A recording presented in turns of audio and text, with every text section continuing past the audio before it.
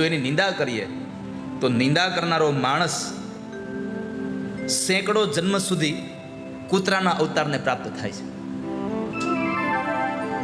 બ્રાહ્મણની નિંદા કરનારો માણસ સેંકડો જન્મ સુધી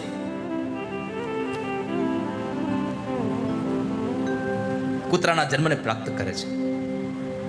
બીજું ખાસ કરીને કીધું છે કે શ્રોતાઓ જ્યારે કથા મંડપમાં પ્રવેશ કરે ને ત્યારે વ્યાસજીને વંદન એટલે કે વ્યાસપીઠને અને આ પોથીજીને વંદન કર્યા વગર એમને નીચે બેસી ન જવું, અહીંયા આવીને વંદન ન કરવા, પણ જે જગ્યાએ તમને બેસવા માટે સ્થાન મળે છે એ સ્થાન ઉપર ઊભા રહી ત્યાંથી જ પ્રણામ કરી અને પછી તમારે એને ત્યાંથી વંદન કરી અને જવું.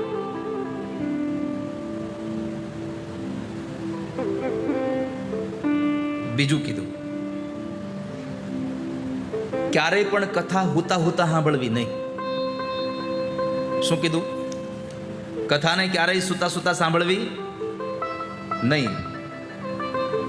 પેલું કહ્યું, એ જ તુંગાસનારૂઢા કથામ શૃણવંતી દાંભિકા તે વાયસા ભવન્ત્યત્ર ભુક્તા નિર્યતાત નામ. ક્યારેય પણ કથાને ઊંચા આસને બેસી ન સાંભળવી, નકર નરકની યાતના પ્રાપ્ત કરશો. અને બીજું કીધું, યે ચા પ્રણમન શૃણવંતી તે ભવંતી વિશત્રુમા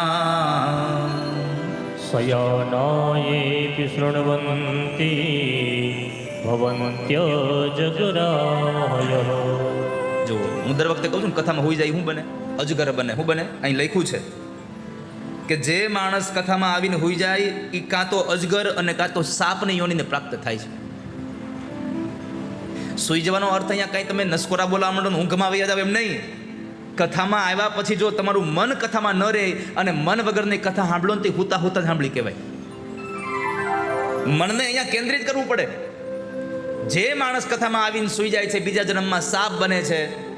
એટલે તો વચ્ચે વચ્ચે આપણે ધૂન કીર્તન ગવડાવીએ છીએ, કોઈ હુઈ ન જાય. કારણ કે જે હુઈ જાય એ સાપ બને, પણ બાજુમાં બેઠો હોય એને ખબર ન હોય એટલે ઉઠાડે નહીં તો એ બીજા જન્મમાં પાછો મદારી બને. એટલે જાગતા લોકોને મદારી ન થવું પડે એટલે હું ધૂન કીર્તન ગવડાવું. અજગરની યોનિમાં જાય છે.